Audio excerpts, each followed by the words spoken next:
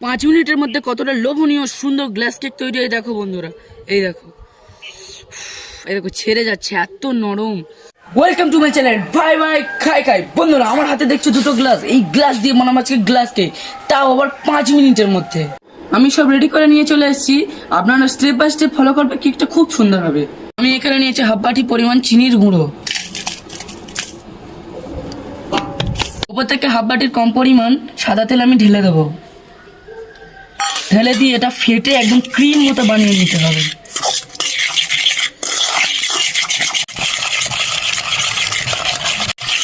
আমার ফাটতে ফাটতে একদম ক্রিম মতো হয়ে যাচ্ছে।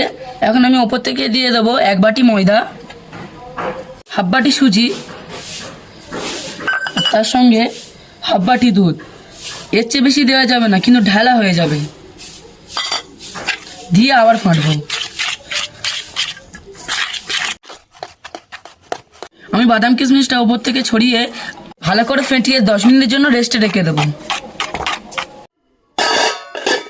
আমার 10 মিনিট রেস্টে রাখা হয়ে গেছে। এখন আমি উপর থেকে একটু লবণ ও বেকিং সোডা দিয়ে দেবো, তারপর ভালো করে আবার ফাটিয়ে নেব। আমার ব্যাটারের ঘনত্বটা একবার দেখিয়ে দিই, আপনারাও এইভাবেই করবেন। আমি গ্লাস দুটোকে তেল মাখিয়ে ভালো করে সেট করে নেব। আমি ভালোভাবে হাত দিয়ে লাগিয়ে নিচ্ছি গ্লাসে, আপনারা চাইলে ব্রাশ দিয়েও করতে পারেন। আমি ব্যাটারগুলোকে দুটো গ্লাসে ভালো করে ভাগ করে দেব।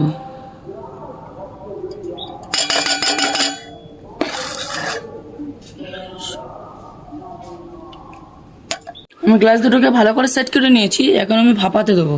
আমি কড়াইতে পানি দিয়ে একটা স্ট্যান্ড বসিয়ে দিয়েছি। এখন আমি এক এক করে গ্লাসগুলো বসিয়ে দেবো।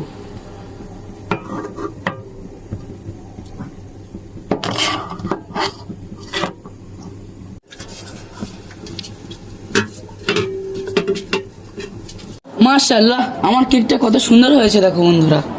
একটা কাঠি দিয়ে দেখিয়ে দিচ্ছি, এই দেখো আমার কাঠির গায়ে কোনো ব্যাটার লাগছে না, মানে আমার এটা একদম পারফেক্ট হয়েছে। 5 মিনিটের মধ্যে কতটা লোভনীয় সুন্দর গ্লাস কেক তৈরি হয় দেখো বন্ধুরা। এই দেখো ছেড়ে যাচ্ছে, এত নরম।